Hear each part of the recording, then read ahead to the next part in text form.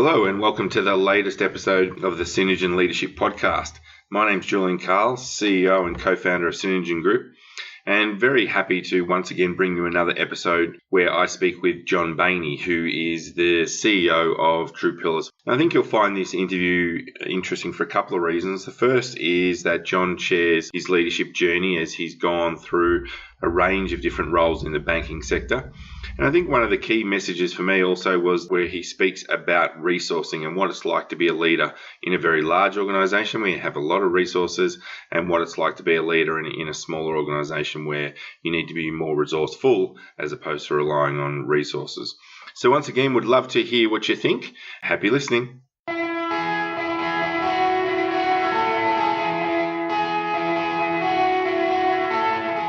Welcome to the Synergen Leadership Podcast with Julian. Julian speaks with leaders from around Australia to bring you their leadership story and share their insights about being a leader. To further help you build your leadership capability, Julian shares his own insights about leadership and the tools and techniques he uses as a leader. Welcome, John, to the Synergen Leadership Podcast. Really appreciate you taking the time to be a part of it so that the listeners can have a bit of a sense about who you are and where you work. Can you share just a little bit about yourself, please? Yeah, thanks, Julian. Appreciate the invite to be involved as well. So I'm the co-founder and CEO of a business called TruePillars. We're a two-sided marketplace that operates online. One side of our business involves lending money to small and medium-sized businesses. Unlike a bank, we don't require those businesses to put up property security. So we're trying to fill a gap where people may have already mortgaged their house or have put all their money into a business, don't have a house to put up. On the other side, every time we approve a loan to a business, we offer it to a pool of investors that is closing in on about 1,000 different investors now who pool together and fund each loan we approve. So we're known, our industry sector is known as a fintech. It's a bit of a new term that combines a traditional financial business with technology that allows us to deliver this whole shooting match online. We're up to 12 employees in total now. We opened the doors just over 2 years ago. And for me personally, out of the 12, I have 5 that report directly to me. Okay. And so is there an interesting fact about TruePillars that you can share with the listeners? Yes, there is. So the interesting fact is that even though we're only a small 2-year-old Australian business, we actually have shareholders in 6 different countries. And that's because I spent a fair chunk of my career overseas. And like all startups, when you're very first raising money, a lot of it is from friends and family. And it just happened that the friends I've met along the journey are in far-flung places. So we've got shareholders in places like Norway and Greece and even the UAE. So wow. That's an unusual thing, I think, for a small Aussie business. Yeah, absolutely. So I want to take you back, all the way back to your very first leadership role. Are you able to share with the listeners a little bit more about what that was? Yep. So I was born in Melbourne, but I moved to London at a pretty young age, in my mid-20s. And I was hired by Royal Bank of Scotland, which was one of the bigger banks in the UK. And my first role going into there was as what they call a client director. And I was given a portfolio of large corporate clients. So my job really was to interact between the senior people at the corporate and all parts of the bank that they were dealing with. So, yeah, I had, at the time, there's only one direct report, but it was my first one. So that's why I sort of think of it as my first leadership role, because banking's quite interesting. You spend quite a long time just reporting to someone, and then there's a time, your first leadership, where you actually get your own team. So that was my first one. Okay, and are you able to remember any of the mistakes you made with your team? Yeah, I think the hardest part of making that transition, because by that stage I've spent, what would I say, nearly 5 years of always working for someone else. It's actually really hard to learn how to use a team member, and delegation just doesn't come naturally at all. So the biggest mistake I made undoubtedly was really just sort of trying to do everything and almost finding myself sitting there thinking, how can I make something up for this person to do, because I was just so not used to having anyone there. And so I think it's, I actually found that harder than anything else, that transition. Okay. And what about some of the successes? Look, it's something that probably came naturally to me to start off with, but I became more conscious of. And it was just about really building rapport with clients at a quite personal level. And I wouldn't have been able to articulate it like this back then. But when you're dealing at big corporate level, most corporate clients have relationships with multiple banks. It's not unusual for a corporate to have a relationship with 30 different banks, especially somewhere like London. And between those 30 banks, fundamentally you are selling the same thing. There's very little difference between the products and service you offer. And so, I really thought long and hard about, what's going to differentiate you from the other 29? And I worked quite hard at building that personal rapport, because I think it means a lot in that context. And a lot of those clients as they were back then are still my friends today, and a couple of them I've even invested in the business, which relates back to that interesting fact. Okay. Yeah. And what were your biggest learnings from that role? The toughest thing at that point in time, I was only about 30 years old, and when you come from Melbourne, which it's not a small city, but suddenly you're in London, which is a big financial capital in the world.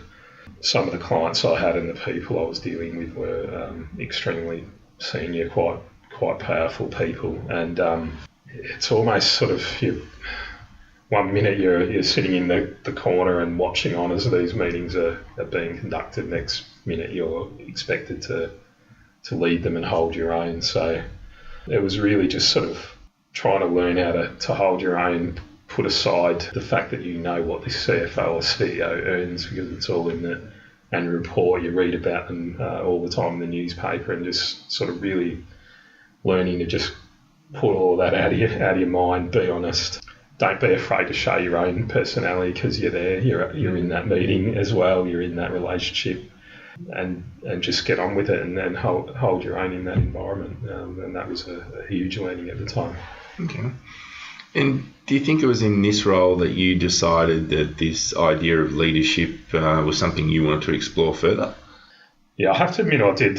You luckily allowed me to see this question coming, and it's probably one that I thought a lot about. Yeah. When did I decide I want to be a leader? And I've decided to be really honest with my answer, and I think it was from a really young age.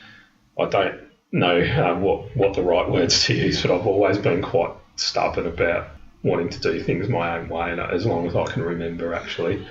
And I don't know if that's really a good definition of leadership, but I definitely always wanted responsibility. It's not I'm not the one who sort of tries to get out of taking things on, even if it feels a bit uncomfortable. And I actually can't remember a time when I didn't want that, even when I was a little kid. So it's something I've always wanted. Whether I'm good at it or not is that will be tested over time. But I'd say it was well before anything that happened in my career. Okay. Yeah. And how long were you in that role for? Yeah, that role lasted about 3 years, and that's pretty normal in banks. You tend to get an opportunity every 2 or 3 years to move, which was pretty nice. Okay, so you made a move, and where did you go to? Yeah, so it was a pretty big move. At that time, things were really taking off in the Middle East, and our bank wanted to push into that region. So I actually moved from London over to Dubai in the United Arab Emirates. Initially to sort of carry on a beefed up version of the role I was already doing in London, but very soon after I moved, the global financial crisis hit, and our bank had a very big problem in the Middle East. More than half the loans that we'd done over there progressively went into default on the back of the global financial crisis, and so they had to establish a new team there. In banking Teams is called a restructuring and turnaround team. So it is working with these businesses that are not able to pay their debts, along with all the other banks and all the other creditors that have lent them money, to try and see if there's a way to get out of that situation and all of us collectively to get something other than the business going under and everyone losing their money. So the move was that I was asked to head up that team in the Middle East and take on some of these situations. So quite a big change to what I thought I was going to be doing when I went out there. And how did you feel when they asked you to stop what you were doing and then start this new team? Yeah, look, I have to admit it was a little bit daunting because some of these cases were very high profile publicly. There was some big numbers involved. But I suppose going back to what I was saying earlier, that it was an opportunity to take on responsibility. So deep down I knew it was something I wanted to do. But I have to admit it was a little bit daunting. And did you find it easier to take that on, considering you'd had that little taste of leadership in a previous role?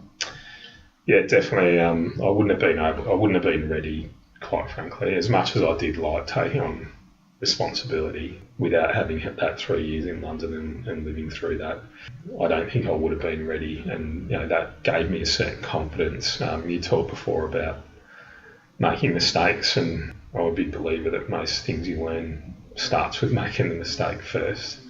And if you're lucky, the mistakes are not so terminal to whatever it is you're doing that you're able to learn from them and improve. And I felt that by the time that opportunity came up in Dubai, I was ready for it, largely because of the 3 years before.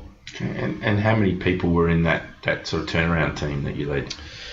Yeah, it ended up being 6 people in my immediate team. But the way these restructuring situations work, the very first case we took on, for example, there were actually 96 banks who'd lent this company money.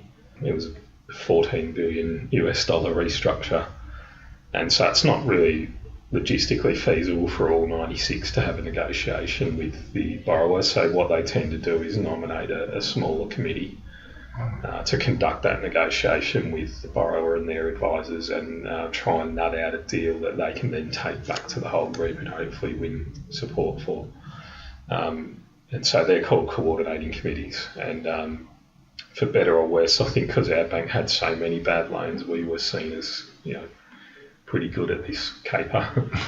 So we were normally not only on these committees, but we were normally leading them. So 6 on my immediate team, but then about 20 different cases where we were leading to some degree a committee of lenders in these negotiations. So different types of leadership, not always with the comfort of that sort of direct report hierarchy that a bank gives you, when you've got to go out and coordinate with all these other lenders as well. Yeah, that seems, to someone who's not from the finance world, that idea of someone having 96 different banks, that's quite amazing, really. Yeah, it's amazing how it can build up, actually. And they literally were from all corners of the world. I remember there was a couple that took us a month to even find somebody to answer our communication, just to let them know the loan had gone wrong. So, wow.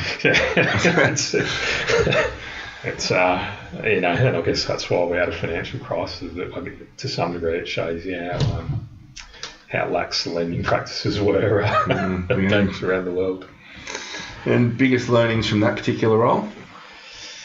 Look, that role's a really highly pressurised one. So some of those cases take quite a long time to play themselves out, but others are really quite intense. You can be sitting there on a Thursday or Friday afternoon with a business telling you that if you actually don't put more money into this business, that by Monday morning the locks will be changed and 20,000 people will be out of a job.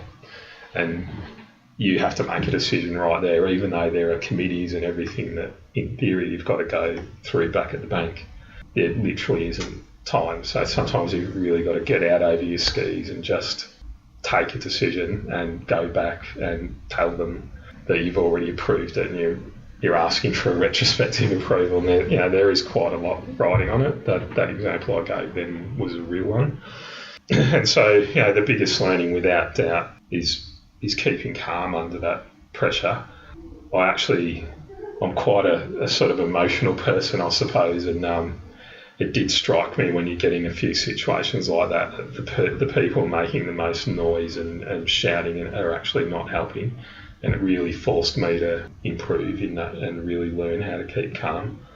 And probably the other thing was that even though some of these situations look so dire, when you first come into contact with it, you think there's just no way out of this. There are a lot of ways to skin a cat, and if you just keep your cool and keep working through things, sometimes you can find solutions where it looks completely hopeless at the start. So they'd be the big learnings. Okay, and why did you decide to leave that role? Look, it was I was in there for 4 years. Things had quietened down, but by that point I'd been away from home for over 10 years. So fundamentally, I just wanted to get back to Australia. So as fun as it was time to go home. Okay, so fast forward to your current role, CEO of TruePillars. Any further detail you can give us about what that role is and how you go about it here? Yeah, well, it's a big change. I had nearly 20 years in not only banking but very big banks. With RBS at that time had about 100,000 employees globally, and the transition from that to when I first started TruePillars, it was just me for a little while, and then it was 2 or 3 people trying to get the whole thing set up. It's a massive cultural change. The support system that you have around you in an organisation like a bank it's like night and day compared to this. The one great example I can give is I remember early on with TruePillars, I was trying to do some slides for a presentation. I'd done them, and I'd gone to Officeworks and bought this binding machine to bind my slides, and got to about 11 o'clock at night, and thought I'd better bind these slides, and it was only then that it sort of dawned on me that even though I'd done hundreds of presentations, I'd never had to bind my own slides. And I had about 5 goes at it. I mucked it up several times, but it was just a moment that, if it sounds like a funny story, but if ever you needed a reminder of how different life was to what it is, I always sort of think back on that, because it was quite comical, to see me basically floored by a binding machine. And so TruePillars, as it was then, it was 18 months of building a pretty serious piece of software that can cope with hundreds of different people lending to one borrower. Borrowers make a single payment every month. That has to be split between all these people. Clearly not something that you can do manually on a spreadsheet, so we had to build all that. The investment vehicle that the money comes into the loans is quite a complex legal structure, very heavily regulated. It's called a registered managed investment scheme. So there was a huge amount of learning. So it was really what I'd call a huge project to get to market. And then we've had to sort of make this transition from a project that built stuff to a business that's opened its doors and actually starting to transition and think like a business that's actually trying to grow and build a viable future. In terms of my role, I suppose, like any CEO, you're responsible for the whole shooting match. In the context of startup, there's always stuff you've got to do yourself. You can't sort of long for your banking days where there was someone to do everything. I can see you nodding because we were just talking about that. You never get off the tools, and I think that's important, that you show that you're not above rolling your sleeves up and doing some work. I had to sort of, obviously I had a lot of lending experience, but I had to learn the investor side, and I've had to learn at least a passing understanding of how our technology works, because I've got a chief technology officer who reports to me, and if I just kept sort of saying, well, I'm a finance guy, I don't know anything about it, then it's pretty hard to be in charge of fintech. So it's really just trying to come to terms with all the parts of our business, really learning to operate with limited financial and people resources, and probably if I had to really nail down what my role is to help the group settle on what our priorities are and how to allocate our time and our money. And that can be, quite robust, that process, but it has to be done when you're running a small startup. Why did you decide to ultimately make that big decision between leaving a business that's got 100,000 employees into taking that big leap of being your own boss? It's a little bit circumstances. As I mentioned, I've wanted to make a move from 15 years overseas to come home, and the older you get, the harder you don't just sort of walk into a role in an Australian bank, so that it wasn't guaranteed that I'd be able to continue my career anyway. But let's just say I had the choice, I probably still would have gone down this path anyway. And it probably comes back to something we were talking about at the start, that if you've always had something in you that made you feel like you wanted to do your own thing and be a leader, you're always a little bit of a square peg in a round hole working in an organisation with 100,000 people, unless you happen to get all the way to group CEO, which I was not. So I think deep down there was a part of me that, while I was still young enough to answer this question as to whether I could put my skills and experience towards something that really I was completely responsible for. So I'd say in the end, that was the real swing factor. People like me, you can fit into a big organisation like that, and clearly I did, but you never feel quite at home. Yeah. And what are you learning about yourself as a leader as you continue the TruePillars journey? Probably the biggest thing is just in banks that are that big, the part of the bank you work in is normally quite highly specialised. So, of course, you've still got challenges managing different personalities, but it's within a sort of quite focused and bespoke environment. What I'm learning here is that people who've worked their whole careers in tech versus someone who comes from a bank or someone from a design or marketing background, all coming together in a really small team trying to push a business along, is totally different. And the mindsets, the expectations, the things that are valuable to these different groups and individuals is a lot more challenging from a leadership perspective as being in a quite highly specialised department in a bank. So it's really trying to come to terms with that and make the whole thing work is definitely the biggest challenge. All right, so I wouldn't mind exploring some of your more general views on leadership. What do you think the biggest leadership myth is that you've come across? It's definitely the idea that you've got to be best at everything. I've really come to the very firm conclusion that the good leadership's about understanding your people really well, understanding what they're good at and what they're best at. And when you know that one of your team is the best at something, empowering them to make sure that they can do that. There was one exercise I did on one of the many courses the bank sent me on, and not all of them were as good as I'm sure your training courses are, Julian, but there was an exercise I did where about 7 of us were put in a room and we were given 20 steps to finish a project, but they were out of order. So the job of the group was to put the 20 steps in the correct order to finish this project. But we were put under a time pressure, like you've got 10 minutes to get a single answer as a group. And there was one person in there who came from a quite analytical part of the bank, the risk area of the bank, and he was trying to get the group to start off by putting things into subgroups first and then go to the order. And I sort of cut him off and said, we don't have time, you've already wasted a minute talking about your subgroups. And what happened was he ended up going off into the corner and doing his own little list, and the rest of the group produced their list of 20. Got to the end and no surprises, the group's list was totally out of order. We hardly got any of the steps right. But the facilitator had noticed that that this individual who split off had gone and done his own list. He was asked to produce his list, and he pretty much nailed it. And the whole thing was a bit of a setup because the whole exercise was really designed around what they knew that person to be, because we'd all done quite a lot of testing coming in. So they knew that this individual was the best, but they also knew there was some dominant personalities who may or may not facilitate him to lead that, and I obviously didn't.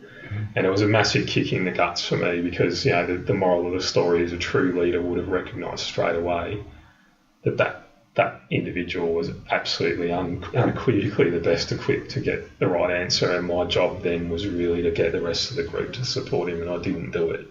And that was when the penny really dropped, that, you know, the way I went about that was totally wrong.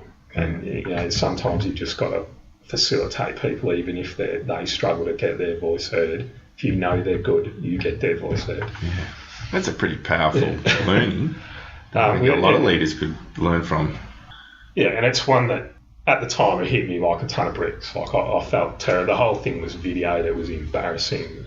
And, you know, this happened nearly 15 years ago and I still feel it like it was yesterday. You know? Yeah, the listeners can't see, but you can see John feeling it again.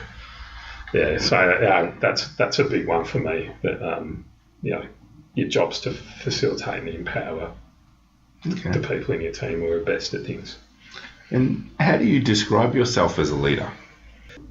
Yeah, it's a tough one to answer because I always get a bit sheepish with stuff like this, but I think I'm someone who tries to keep a vision. So there's always something that's a few steps out in front of wherever you are today that you're trying to get to. So I don't want to say that I am a visionary, but I'm somebody who tries to stay true to, you know, a goal that is always somewhere off in the distance. And really the whole theme behind TruePillars that I come back to all the time is a belief that I have that you can make money in business and do the right thing at the same time. And on the back of the Royal Commission we've just had into banking and finance, there's been plenty of examples there of people of you know, efforts to make money doing totally the wrong thing.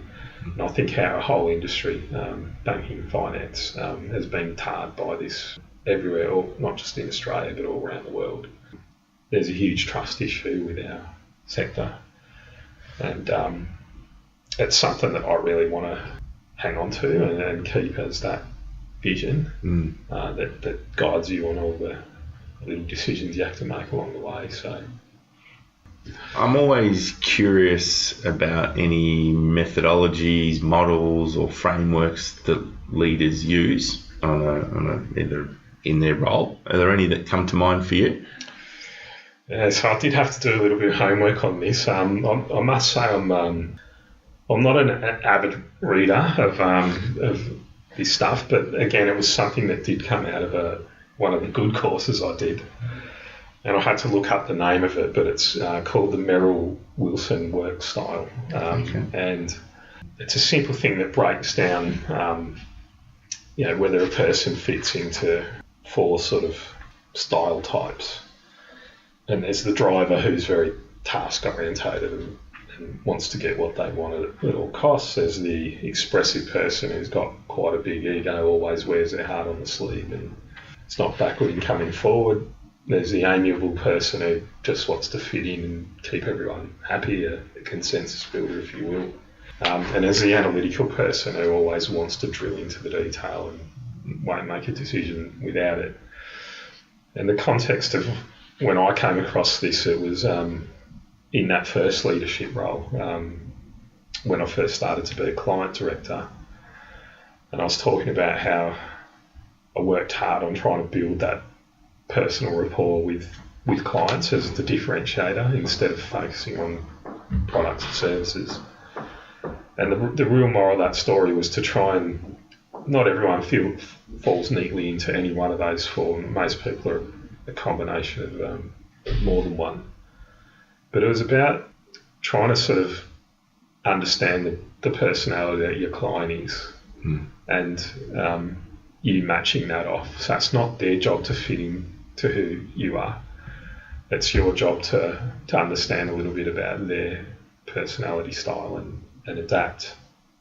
And it is quite powerful in the context I was working with back then, because if you're going into a meeting with a CEO or a CFO of a huge public listed company and they're leaning forward on their table and glancing at their watch, and you do need to actually respond to that and get on with it if you want to get an outcome in that meeting. And if you can see that the CFO that you're talking to is feeling a bit rushed into a decision because you haven't given them the detail to support it, you need to just wind back a bit and give them that information. And if you keep trying to push people into decisions that they're clearly not comfortable with at a personal level, you won't get very far. And I think that sort of translates as well when you're trying to lead a team, that you do need as a leader to adapt a little bit to each of the people that reports to you or are in the broader team, and there really isn't any point trying to push people into being who they're not. And I think a good leader takes it on themselves to think about that a bit and adapt, rather than sort of expecting everyone to fall around them, I guess. Merrill Wilson, that's... Okay, I'll have to go and research that one. What's your biggest leadership challenge right now? It's definitely this sort of task of trying to transition myself and the whole group from a mindset of building something. We spent so much time just trying to get the doors open and make sure everything works that I think we've found it hard at times to shape that mentality of being a project team that builds things to a team that has actually now got to grow a business and emerge out of this with a viable long-term business that can support itself. And I know that sounds really obvious, but it's not an easy transition, and it sometimes you see a lot of startups, they often have some quite key changes in leadership when they're going through this stage, because it is a totally different task to scale a business once it's built. So that, without a doubt, is the greatest challenge for me. I think I've shown that I can get the thing off the ground, but now the next frontier is to build something viable that really does stand on its own 2 feet. And is that the way you're going to measure your success as a leader? That you've been able to take it from that project into that ongoing sustainable business? Well, that's a very it's a personal goal for me, but I know that I can't do it by myself. This is the very first lesson I learned in leadership. It'll only happen because I put the right people into the right roles. I helped them deliver their best, and collectively we made the right decisions about where to spend our time and money. So I think the measure of success, without a doubt, that's what it is. But I don't go to sleep every night thinking about the numbers. I go to sleep thinking about whether we're spending time on the right things, and have I supported this team member or that team member in making sure they can deliver their component part. One of the things which I've noticed in my time of training a lot of leaders is that a lot of them don't actually see networking as part of their role. What are your views on networking? And if you do network, how do you go about it? It's probably something you can relate to, and I heard someone else talking about it the other day. When you are the founder or the CEO of a relatively smaller business, the word I use is loneliness. Yep. And how I describe it is that you spend a lot of time trying to put support around your people, but quite really you've got nowhere to go yourself. There's no one that you report to, and if you don't invest a bit of time in networking and having some people that you can trust that got something to offer, that loneliness can be quite overwhelming. There's a lot of pressure. People at risk a lot to do this, and you have to manage that. You've got to have places you can go and people you can speak to when you are struggling, whether it's to make a particular decision or maybe you've made a couple of mistakes and your confidence has been a bit rocked by that. So I do think networking is very important, but I think everyone's way of doing it is a bit different. So, for me, one thing I've had to come to understand is that I am fundamentally an introverted person. I've taught myself if I need to stand up and present something, I can cope now, but it isn't what I enjoy doing. So networking for me isn't about going to conferences and meets. I do like warm introductions, so I do tend to listen quite intently when people talk about who they know. And if they sort of mention someone that I can sort of see straight away that maybe has something to offer who can help me, I'll ask for an introduction, and I'll tend to try and get a meeting. I much prefer to be sat at a table, meeting one-on-one or in a small group than in a... So I think, again, it comes back to that always being on the ball, listening, and don't be scared to ask for an intro if you think there's someone that someone else might know that might have something to offer, and that tends to be the way I go about it. Okay. What about mentoring? Something I'm particularly passionate about. Do you have a mentor? Are you a mentor? Yeah, I mean, definitely over the years, whether officially or unofficially, I've ended up mentoring quite a lot of people, and I do believe in it.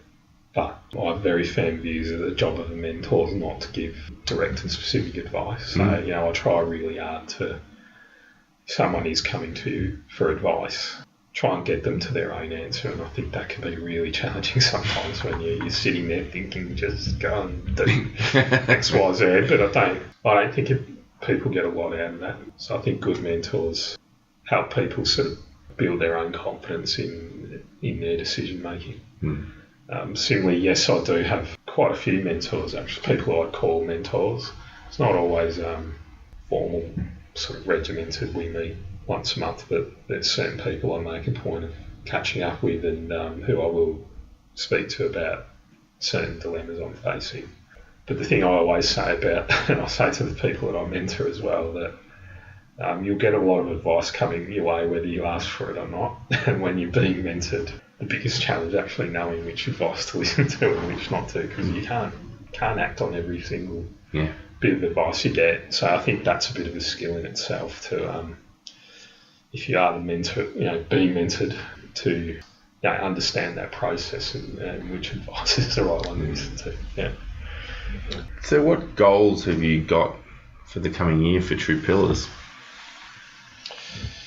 Yeah, it's all about building a sustainable long-term business for us. So, I don't hide from the fact we've been fortunate to raise capital. So we've got nearly 30 shareholders now. All of those people invested understanding that we were going to lose money for a period of time. But the objective is to become profitable and something that can stand the test of time through cycles. So we're into our third year now, and I think this is quite a big year of transition to either be profitable by the end of this year or be showing that we're well on the way and we are a business that can scale in that way. So that's what it's all about this year, probably just growing up, I think, as a business. Yeah. It's really interesting how you almost have to go backwards before you can go forwards in some cases, isn't it?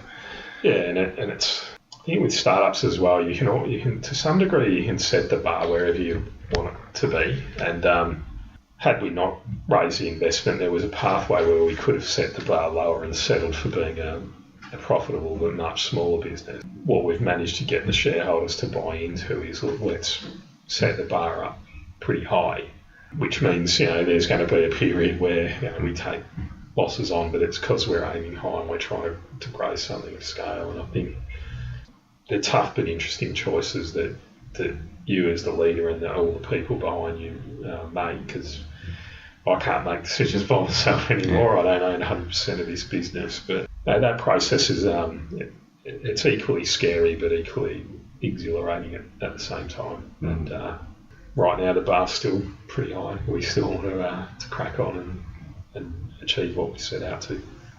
And what challenges do you think your industry sector is going to face? Because I'm a big believer that change is happening really quickly, and a lot of people I speak to aren't necessarily aware of how quickly change is coming. So what does it mean for, because you said before you described yourselves as fintech. Yeah. So what's going to hit the fintech industry? Oh, look, in our space, our part of fintech is lending money. And I'd say the biggest challenge is that the behaviour we're seeing from the lenders in Australia I'd describe as very immature at the moment. There's not a lot of regulation in business lending, unfortunately. So a lot of business owners are being told things by their lenders that are totally untrue. And so I'm talking about non-banks here. Fintechs are non-banks. Just things like misleading about what the true cost of a loan really is, what the interest rate is, along with a new, not so new, but something that's getting worse called loan stacking, where borrowers end up, even small businesses, with loans from 3 or 4 different players who are lending to them as if they're the only lender, and almost willfully ignoring the fact that there are 1, 2, 3 other loans there. And if you sort of factored in the other loans that were there, you'd realise this business was going to struggle to make payments. But if you ignore all that, you think, well, the loan I've done looks good. And they're the types of things that I wouldn't say banks would never do, because banks have got their own conduct issues, but these are just really basic fundamentals of lending that I'd say banks moved on from 30 years ago doing things like this.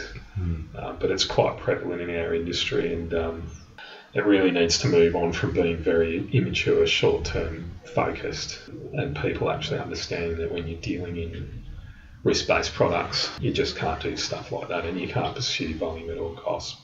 You just won't stand the test of time. And it's a challenge for the industry, because if too many behave like that, it hurts everybody else, no matter whether you're trying to do the right thing or not. Are there any leaders that you either inspire you or that you look up to? Yeah, I was thinking about this. The one that's really jumped out at me the last few years is actually Rosie Batty. Yeah. She's a lady whose only son was brutally murdered by her ex-husband and the son's father. And after that happened, she went on to sort of really try and lead the charge about talking about domestic violence, and especially men towards women. And I happen to think it's the greatest challenge facing this country. It's a real epidemic. Sometimes I feel like the politicians don't really want to take it on because it's such a big problem. There's a lot of these sort of distractions raising issues like African gangs and so on that are nothing compared to this problem. And when you have something that dire and that devastating happen to you, and your response to that is to put yourself in the public domain and try and make a change that can't help you anymore, but might help others, I think that's ultimately the issue. And that's she ended up being Australian of the Year, and I don't know, when I think about it, I don't even know how you find it in yourself to do that. So that's something that I've thought about a lot. So I suppose you might have been expecting a business leader, but when I thought about what it really means, I just think what she did was extraordinary. Well, I think it's really true what you said in respect of what she's doing can't actually help her. I mean, that's the true sense of leadership, isn't it? When you're there to serve and you're there to look after the other people and contribute what you can.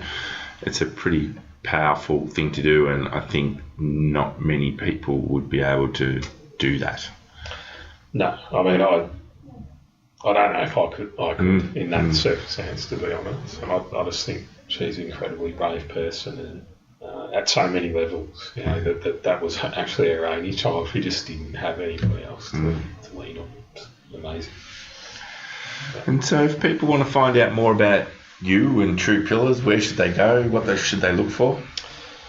Definitely our website, www.truepillars.com. Obviously, everything about the business is there.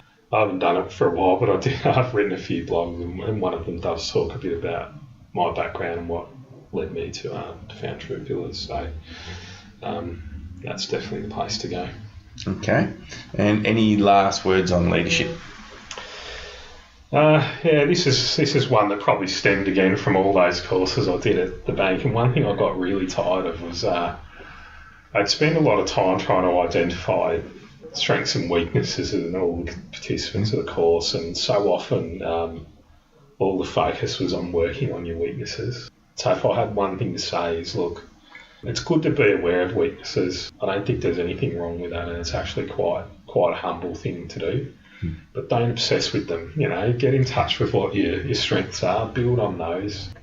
Just work with what you're good at and just get better at that, and just keep the weaknesses, be conscious of them, but don't obsess with them, because you're better off working with who you are and what you are, and building on that, than trying to turn yourself into something that you're not. Yeah, couldn't agree more.